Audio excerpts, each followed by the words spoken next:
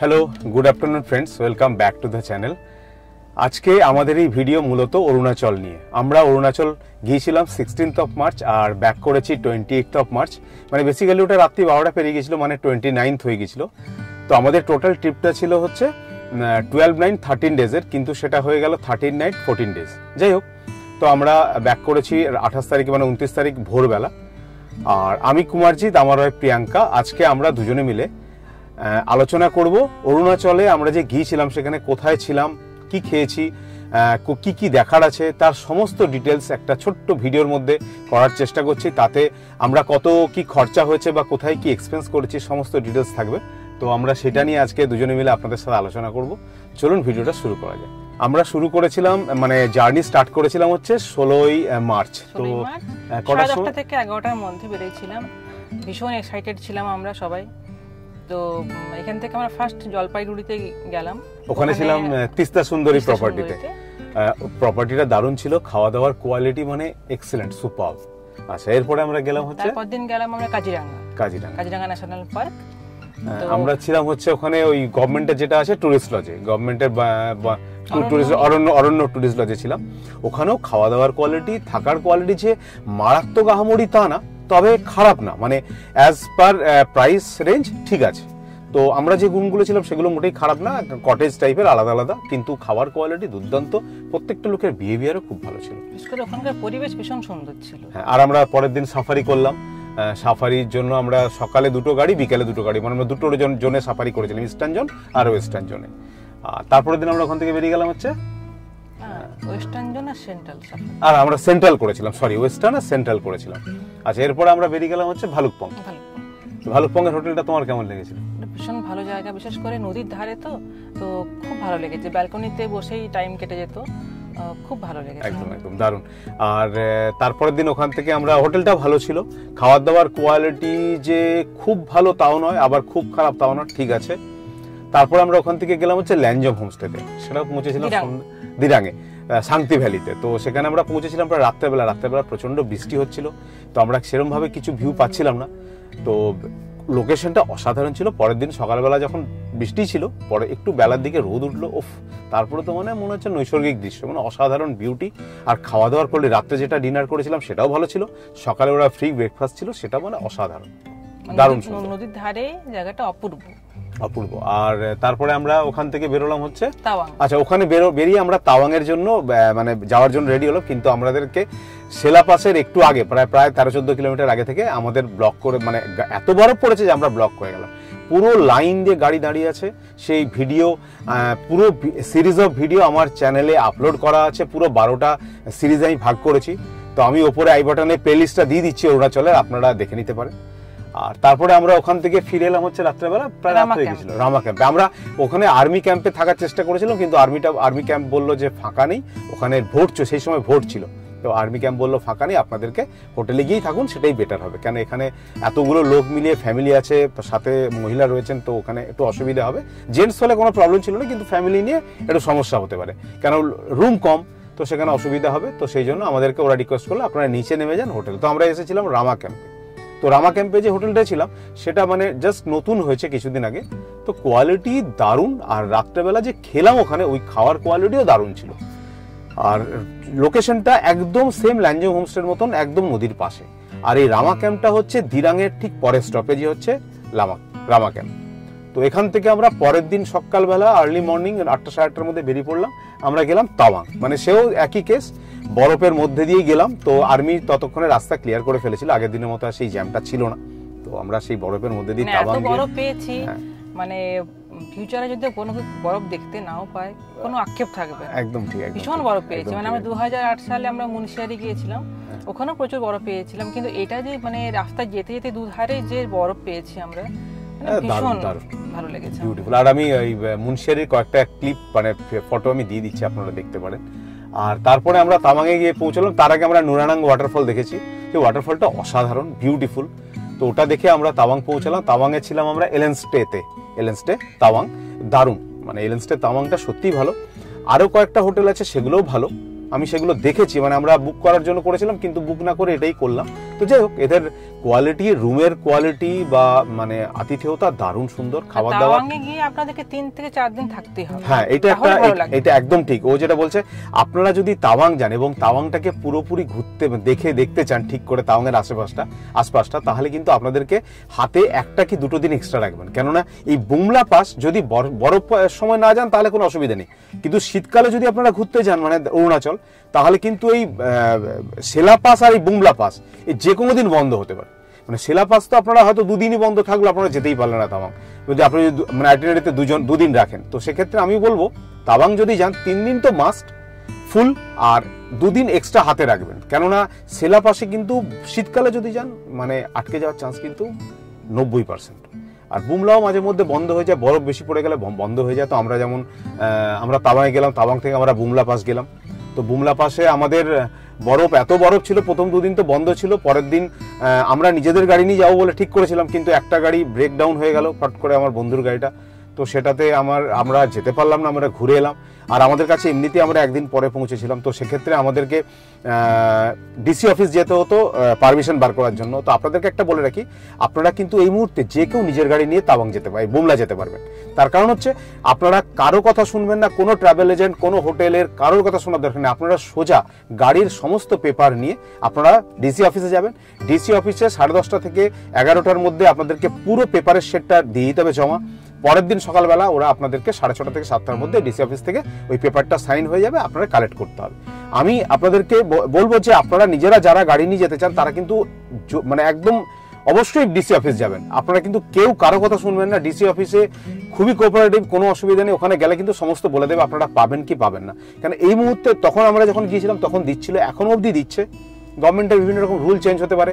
ধরুন কোনো ক্ষেত্রে বর্ডার এরিয়া, হঠাৎ করে কিছু একটা প্রবলেম হলো, সেক্ষেত্রে কিন্তু আপনারা হয়তো নাও পেতে পারেন। তো সেই জন্য আমার মনে হয় যে আপনারা কিন্তু একবার ডিসি অফিসে গিয়ে খোঁজ নেবেন। আর এতে কি কি পেপার লাগে সেটা আমি ভিডিওতে দিয়েছি, তাও বলে দিচ্ছি। গাড়ির আরসি বুক, গাড়ির পলিউশন, গাড়ির ইন্স্যুরেন্স, আধার কার্ডের জেরক্স যারা যারা যাবেন, আর হচ্ছে আইএলপি। এই অরুণাচল যেতে গেলে একটা ইনার লাইন পারমিট বানাতে হয়। সেই ইনার লাইন পারমিটের একটা গোটা ভিডিও, ফুল ভিডিও আমি আমার চ্যানেলে দেওয়া আছে, আপনারা যদি চান চেক করতে পারেন। আমি উপরে লিঙ্ক দিয়ে দিচ্ছি আই বাটনে। আর বুমলা থেকে আমরা একদম বুমলা দেখে আমরা ফিরে এলাম হচ্ছে সোজা দিরাঙে। আমরা ছিলাম হচ্ছে শান্তি ভ্যালি হোমস্টেতেই ছিলাম। ওটাও শান্তি ভ্যালি, হোমস্টেটার নামও শান্তি ভ্যালি হোমস্টে। তো ছিলাম, হোটেলটাও খুব ভালো, যিনি ম্যাডাম চালান উনিও খুব ভালো মানুষ, বিহেভিয়ার অসাধারণ। তবে ওখানে খাওয়ার রেটটা একটু বেশি ছিল, আমি ভিডিওর মধ্যেও বলেছি। খাওয়ার রেটটা একটু বেশি, মানে অন্য হোটেলের তুলনায় একটু বেশি। তো আমি সেটা ওদের জিজ্ঞেস করেছিলাম যে এত বেশি কেন? তো ওরা বললো স্যার বেশি মানে আমরা এখানে কস্টলি, কিন্তু আমার মনে হয় না বাইরে অত কস্টলি। তো যাই হোক, খাওয়ার রেট একটু বেশি, সব জায়গায় সমান না। তো আমাদের এই ঘোরার, তারপরে আমরা ওখান থেকে একদিন ছিলাম। তারপরের দিন সকালবেলা আমরা বৃষ্টি সাথে নিয়ে আমরা নেমে এলাম হচ্ছে নিচে ডুয়ার্সে। আমরা ডুয়ার্সে এসে পৌঁছলাম প্রায় রাত্রিবেলা 1:30 নাগাদ। বাতাবাড়ি টুরিস্ট লজে, অনেকটা ডিস্টেন্স ছিল। তো আমি বলবো আপনাদেরকে, আপনারা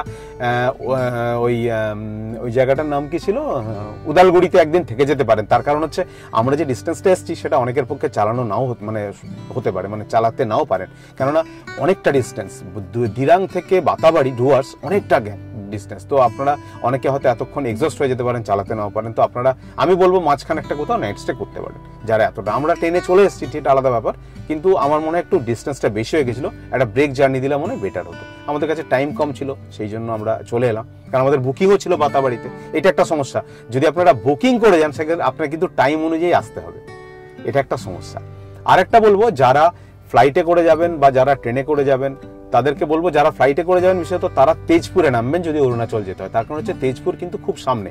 তো আপনারা তেজপুরে নামবেন। গৌহাটি থেকে কিন্তু অরুণাচল অনেকটা, মানে ভালুকপং দিয়ে যদি যান তাহলে অনেকটা ঘুরতে হয়। যেটা দিয়ে আপনি ভালুকপং দিয়ে গেলে ঘুরতে হবে, বালেমুর চেকপোস্ট দিয়ে গেলেও ঘুরতে হবে। তার চেয়ে আমি বলবো তেজপুরে নামুন, তেজপুর থেকে কিন্তু দুটোই খুব কাছে হয়। বাতাবাড়ি টুরিস্ট লজে কেমন ছিল তোমার, ওটা কেমন লাগে? জায়গাটা তো ভীষণই সুন্দর ভেতরটাতে, মানে কোথাও যদি নাও যাওয়া হয় ওখানে বসে 3 দিন কাটিয়ে দেওয়া যায় রেস্ট নেওয়ার জন্য। ভেতরে অনেকটা বড় জায়গা, মানে আমরা সকালে মর্নিং টি খেয়ে আমরা ওখানে ঘোরাফেরা করতে পারি, মানে ভীষণ ভালো জায়গা। তারপর আমরা বিকেলে সাফারি করতে গেলাম। আমরা সাফারি গিয়েছিলাম হচ্ছে চাপড়ামারি ওয়াচ টাওয়ারে, কিছুই দেখতে পাইনি। যাই হোক, তো সেই আগে ওয়াচ টাওয়ারটা মূর্তি নদীর উপর দিয়ে ক্রস করে যেত, তাই জঙ্গলের ভেতর দিয়ে গেলে কিছুটা দেখা যেত, কিন্তু এটা একদম রাস্তার উপর দিয়ে, মেন রোডের উপর দিয়ে করে দিয়েছে, কিছুই দেখা যায় না। আর সাফারিগুলো মানে এখন কি বলবার, মানে কিরকম টাইপের হয়ে গেছে, টাইম কমিয়ে দিয়েছে, ঘোরাচ্ছে না ঠিক করে। যাই হোক, এটা একটু ঘোরালে, একটু বেশিক্ষণ জঙ্গলে থাকলে কি হয়, জন্তু জানোয়ার দেখার চান্সটা একটু বেশি থাকে। আমাদেরকে যদি মানে ওই 2 মিনিটের জন্য গেলাম, 2 মিনিটের জন্য বেরিয়ে চলে এলাম বাইরে, তাহলে জন্তু জানোয়ার দেখবো কি করে? একটু ঘোরাতে হবে, মানে ভেতরটা একটুক্ষণ থাকতে হবে। তো সেই থাকার টাইমটা এত কমিয়ে দিয়েছে যে চিন্তা করার বাইরে। সাফারিতে কিছুই দেখা যায় না এখন, আর সাফারিতে খুব একটা ভালো কিছু সাইটিং হয় না। যদি একটুক্ষণ বেশিক্ষণ টাইম পাওয়া যায় তাহলে হয়তো কিছু সাইটিং হলেও হতে পারে। তো যাই হোক, এটা গেল। তারপরের দিন আমরা বাড়ি ফেরার পালা। আমরা সকালবেলা ওখান থেকে স্টার্ট করলাম। স্টার্ট করে একটু এগিয়ে আস্তে আস্তে আমার গাড়ির মানে ভাগলপুরের কাছে আমরা দুপুরে লাঞ্চটা করলাম হচ্ছে পূর্ণিয়াতে। পূর্ণিয়াতে একটা খুব ভালো হোটেল আছে, হোটেল হাইওয়ে কিং। আমি ওই লাস্ট ব্লগটাতে দিয়েছি, যেটা ডুয়ার্স থেকে খড়গপুর আসার ব্লগটা, তো তাতে আমি দিয়েছি, আপনারা দেখে নিতে পারেন হোটেলটা। খাবার দাবার কোয়ালিটি কিন্তু খুব সুন্দর। তো আমরা ওখান থেকে লাঞ্চ করে ভাগলপুর ঢুকে একটু এগিয়ে এসেছি ভাগলপুর থেকে টোটাল দুমকার দিকে। হঠাৎ করে আমার আওয়াজ সামনের থেকে, প্রচন্ড আওয়াজ হচ্ছে, চি করে, বুঝতে পারলাম না। তারপরে দেখলাম ব্রেক শুগুলো দুটোই ব্রেক প্যাড খারাপ হয়ে গেছে, মানে এদিকেরটা দুটোই একদম ঘষে গেছে মনে হলো, আমার যতদূর মনে হলো।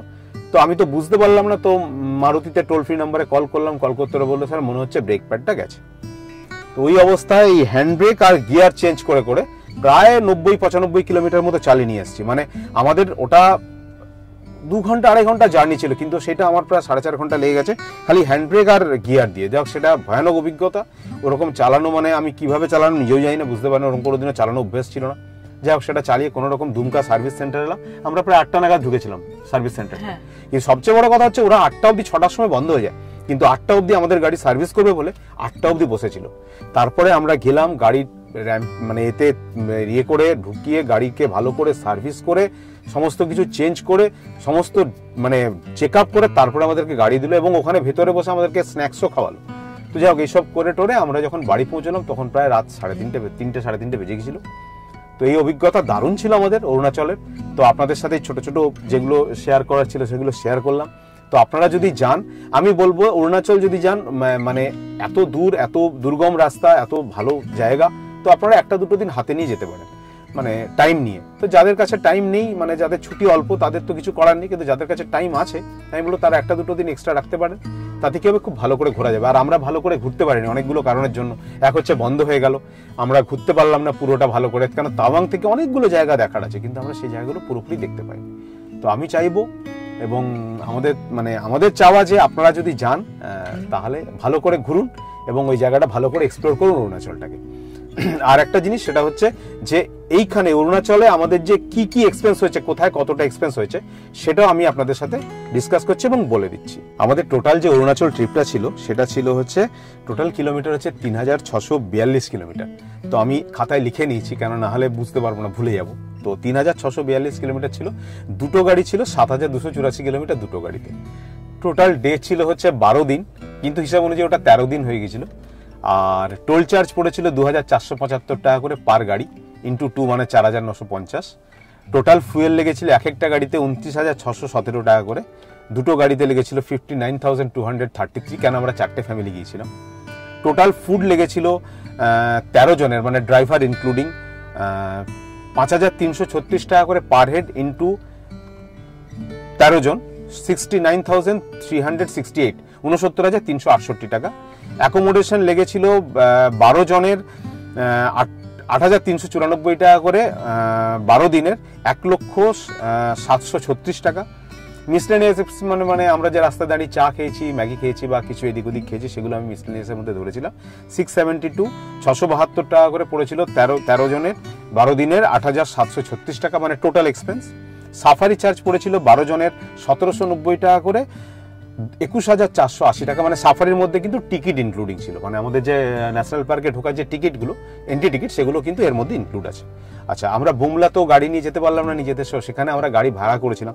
সেই ভাড়ার গাড়ি পড়েছিল আমাদের দুটো গাড়ি 5,500 টাকা, 5,500 টাকা, 11,000 টাকা। তার মধ্যে একটি ছিল স্করপিও, একটি ইনোভা। দুটোই কিন্তু কন্ডিশন দারুণ ছিল গাড়িগুলোর কন্ডিশন। আর সেটা আমাদের পড়েছিল পার হেড 846 টাকা করে, 13 জনের, 11,000 টাকা।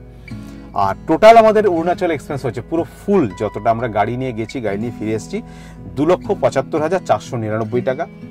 আর এই গাড়িতে যে 29,617 টাকা করে লেগেছে পার গাড়ি, তো এটা আমার গাড়িতে তেল যা ভরেছি, আমার বন্ধুর যে গাড়ি ছিল, ওর গাড়ি হচ্ছে XL6, আমার হচ্ছে ব্রিজা, আমরা এই দুটো গাড়ি নিয়ে গিয়েছিলাম। তো সামহাও ওর কোনো কারণে ওর XL6 এর তেল প্রচুর খেয়েছে। তাতে আমরা হিসাব করে দেখেছিলাম, আমি যা তেল ভরেছি আর ও যা তেল ভরেছে তাতে ওর 8,500 টাকা প্রায় তেল বেশি, তো 8,500 টাকা বেশি ছিল, তো প্রায় 9,000 টাকার কাছাকাছি। তো যদি 29,617 আমি বললাম পার গাড়িতে তেল লেগেছে, তো সেটা যদি 9,000 টাকা বাদ দিয়ে দেওয়া হয় তাহলে প্রায় ওই 20,000 টাকার কাছাকাছি আসছে, মানে পার গাড়িতে ওই 20 থেকে না 22-23-এর কাছাকাছি আপনাদের তেল খরচা হবে মোটামুটি, যদি নিজেদের গাড়ি নিজেরা চালিয়ে নিয়ে যান। এবার ড্রাইভার নিয়ে গেলে ড্রাইভারের যা খরচা এক্সট্রা সেটা তো দিতেই হবে, আর যারা নিজেরা গাড়ি নিয়ে যাবে নিজেরা গাড়ি চালিয়ে তাদের কিন্তু 22 থেকে 23,000 টাকা পেট্রোল লাগবে। আর টোটাল মানে আমাদের এটা লেগেছে যেটা হচ্ছে টোল, সেটা 2475 টাকা করে। আমরা আসার দিন কিন্তু ফিরে এসেছি দুমকা হয়ে, এই দুমকা হয়ে যে রাস্তাটা মানে ভাগলপুরে দুমকা আসানসোল হয়ে খড়গপুর, যে আমরা খড়গপুরে থাকি, তো খড়গপুর অব্দি যে আসতে যে মানে টোটাল টোলটা সেটা কিন্তু কম। আপনারা যদি হাওড়া দিয়ে মানে মালদা বহরমপুর হয়ে খড়গপুর আসতাম তাহলে কিন্তু টোলটা আরও প্রায় 1,000 টাকার কাছাকাছি বাড়তো, কেন ওটা দিয়ে এলে অনেকটাই বেশি টোল পড়ে, এটা দিয়ে কিন্তু অনেকটা কম। মানে আমরা যদি টুয়ার্ডস আসানসোল দুমকা হয়ে যাই তো টোলটা একটু কম। রাস্তাও ভালো কন্ডিশন, কিছু কিছু জায়গায় সিঙ্গেল রোড মানে রাস্তা বাজারের ভেতর দিয়ে রোড আছে, আদারওয়াইজ রোড কন্ডিশন কিন্তু ভালো। আর ওটাও ভালো, ওটা এখন তো ন্যাশনাল হাইওয়ে হয়ে গেছে, খুবই মানে পুরোটাই খুলে দিয়েছে, প্রায় সমস্ত এগুলো খুলে গেছে, মানে রায়গঞ্জ বাইপাস খুলে গেছে, মালদা বাইপাস খুলে গেছে, সবই খুলে গেছে। তো এখন কিন্তু ওটা দিয়ে গেলে বেটার, তার কারণ হচ্ছে এখন প্রায় 10 থেকে 10.5 ঘন্টার মধ্যে কিন্তু পৌঁছে যাওয়া যাচ্ছে, এটা একটা বেশ ভালো খবর। আর নর্থ বেঙ্গল ভাবাই যেত না 10 ঘন্টা 7 ঘন্টা, আমি তো আগেও গেছি 17 ঘন্টা 18 ঘন্টা এরকমও লেগেছে, 22 ঘন্টাও লেগেছে, এরকম হয়েছে। তো যাই হোক, এখন কিন্তু নর্থ বেঙ্গল আমাদের হাতের মধ্যে, তো এবার আমরা নর্থ বেঙ্গল যেতে পারি। আরেকটা জিনিস সেটা হচ্ছে আপনারা অরুণাচল গেলে চাকজাম ব্রিজ একটা আছে, আপনারা ওই ব্রিজটা কিন্তু মাস্ট ভিজিট করবেন। অন্যান্য জায়গা যেমন শান্তিস্তূপা দেখে লাভ নেই, সেরকম কিছু নেই দেখার মতন সত্যি কথা বলতে কি। তো আপনারা কিন্তু চাকজাম ব্রিজটা মানে অবশ্যই যাবেন, সন্ধ্যের আগে যাবেন। রাস্তাটা বেশ খারাপ, রাস্তাটা কিন্তু বেশি দূর নয়, কিন্তু রাস্তাটা এতটাই খারাপ যে গাড়ি চালাতে গেলে অবস্থা খারাপ, মানে আমি নিজের গাড়ি নিয়ে গেছিলাম কিন্তু বেশ অবস্থা খারাপ। তো আপনারা সন্ধ্যের দিকে যাবেন না, কেন ওই জায়গাটার কিন্তু বিউটি অসাধারণ, এটুকু আমি বলে দিলাম, অসাধারণ লাগবে আপনাদের ওই জায়গাটায় গিয়ে, মানে একটা শান্তি পাবেন আলাদা। আমরা দেরি করে পৌঁছেছিলাম তো আমাদের প্রায় সন্ধ্যে হয়ে গেছিল, আমারও মনটা খারাপ হয়ে গেছিল। তো যাই হোক, আমাদের কাছে আর টাইমও ছিল না ওটা যাওয়ার মতন, আর রাস্তাটা এতটাই খারাপ যে পরের দিন যখন ফিরছিলাম তখন যে একবার টুক করে ঘুরে দেখে আসবো তাও হবে না, কারণ রাস্তাটা এতটাই খারাপ, প্রায় ঘন্টা দেড়েক লেগে যাচ্ছে, মানে একদম স্লো স্পিডে গাড়ি মুভমেন্ট হচ্ছে। তো এটা আপনারা কিন্তু মাথায় রাখবেন যে ওই জায়গাটা কিন্তু দেখে আসবেন। আর তারপরে বাকি তো সবাই যায়, এগুলো মাধুরী লেক, বুমলা পাস, তারপরে হচ্ছে জায়ান্ট একটা বুদ্ধা স্ট্যাচু আছে, সেইটা আপনারা দেখে আসতে পারেন। আর একটা তাওয়াং মনাস্ট্রিটা খুব সুন্দর, তাওয়াং মনাস্ট্রিটা তো বিউটিফুল, এশিয়ার লার্জেস্ট সেকেন্ড লার্জেস্ট মনাস্ট্রি ওটা। আর একটা জিনিস সেটা হচ্ছে আরেকটা জায়গা আছে আমি ভুলে যাচ্ছি, ওটা হচ্ছে একটা বেশ সুন্দর একটা হোলি ওয়াটারফল আছে অরুণাচলে, সেটা হচ্ছে বুমলা থেকে যেতে হয় বা বুমলা যাওয়ার রাস্তা একটা কোনো দিক দিয়ে যেতে হয়, ওইটা কিন্তু আপনারা মাস্ট ভিজিট করবেন। তো ওটা দেখার আছে, আপনারা একটু গুগল লোকেশনে দেখে নেবেন, তো ওইটা কিন্তু মাস্ট ভিজিট করবেন, কেন তাওয়াং থেকে কিন্তু অনেকগুলো জায়গা দেখার আছে। বাকি দিরাঙের সেরকম কিছু দেখার নেই, দিরাঙে ওই একটা সিপ ফার্ম আছে, প্লাস দিরাং থেকে ম্যান্ডেলা ভিউ টপ এইগুলো আপনারা দেখতে পারেন, তো সেগুলো খুব সুন্দর, প্রত্যেকটা জায়গায় ভালো। তো হ্যাঁ, ভালুকপং এর পরে টিপ্পি অর্কিড গার্ডেন আছে, ওটা আপনারা দেখতে পারেন। ওটা ছাড়া আর কিছু সেরকম কিছু নেই ভালুকপং থেকে। দিরাং থেকে অনেকগুলো জায়গা দেখার আছে, বা আপনারা বোমডিলাতেও থাকতে পারেন, আমরা বোমডিলায় ছিলাম না, তবে বোমডিলা দারুণ সুন্দর জায়গা। আর একটা জিনিস, আপনারা যখন অরুণাচল থেকে ফিরবেন, যারা গাড়ি নিয়ে যাবেন, আমি বলবো আপনারা ফেরারটা বা যাওয়ারটা একটা রাস্তা বালেমু দিয়ে করুন। ওই বালেমু থেকে যে টুয়ার্ডস আপনারা মানে ম্যান্ডেলা টপ হয়ে যাবেন, যদি যান তা সেটাও যেতে পারেন। আমরা এসেছিলাম হচ্ছে জায়গাটা হচ্ছে রোতাং দিয়ে, তো রাউতা হয়ে আমরা এসেছিলাম। তো সেই দুটো রাস্তা দারুণ বিউটি। ম্যান্ডেলা টপের রাস্তাটা খারাপ ছিল বলে আমাদেরকে অনেকে বললো, সাজেস্ট করলো যে ওটা দিয়ে যাওয়ার দরকার নেই, আপনারা রাউতা হয়ে যান। তো সেটা আমরা রাউতা হয়ে ঘুরে এলাম। তো আপনাদেরকে আমি বলবো যে আপনারা ম্যান্ডেলা টপ হয়ে যেতে পারেন, রাউতা হয়ে যেতে পারেন। রাস্তাটা একটু খারাপ, ঠিক আছে, ম্যানেজেবল, বাট রাস্তার বিউটি কিন্তু অসাধারণ। মানে এদিকের ভালুকপং হয়ে তেজপুর হয়ে এদিক দিয়ে যে রাস্তাটা, সেই রাস্তাটার বিউটি কিন্তু অত ভালো নয়, ওইদিকের রাস্তার বিউটি কিন্তু অসাধারণ। কি মনে ছিল? দারুণ সুন্দর ছিল। মানে আমরা তো জায়গায় জায়গায় দাঁড়িয়ে যাচ্ছি, আমার ভিডিওতে আছে, সবগুলো আমি দেখাইনি কেন অনেক বড় হয়ে যায় ভিডিও। তো আমি তো মানে জায়গায় জায়গায় দাঁড়িয়ে যাচ্ছি ভিডিও তোলার জন্য, মানে এত সুন্দর লাগছে, পুরোটাই দারুণ সুন্দর, দারুণ, মানে এত সুন্দর পাহাড়ের কালার, গাছের কালার, মানে দারুণ দারুণ বিউটি, মানে অসাধারণ দৃশ্য। আর এই বলার ছিল, ছোটখাটো আর কিছু নেই। তোমার কিছু বলার আছে কি? আর কিছু বলার নতুন করে? আপনারা ব্লগগুলো দেখেছেন নিশ্চয়ই। আচ্ছা, আর যদি না দেখে থাকেন আমি বলবো ব্লগগুলো দেখুন, আর ভিডিওগুলো যদি ভালো লাগে তাহলে ভিডিওগুলো লাইক দিন, কমেন্ট করুন, আর চ্যানেলটাকে সাবস্ক্রাইব করুন। আর একটু সাপোর্ট করুন, পাশে থাকুন। আরও অনেক ভালো ভালো জায়গার, নতুন নতুন জায়গার ব্লগ আমি আমার এই চ্যানেলে নিয়ে আসবো, চেষ্টা করছি আরও ভালো করে করার। দেখা যাক, আপনারা যদি পাশে থাকেন তাহলে আশা রাখছি নিশ্চয়ই পারবো। আজকের মতো ব্লগটা এখানেই শেষ করছি। আবার অন্য কোথাও অন্য কোনো ব্লগে আপনাদের সাথে দেখা হবে। Tata, bye bye.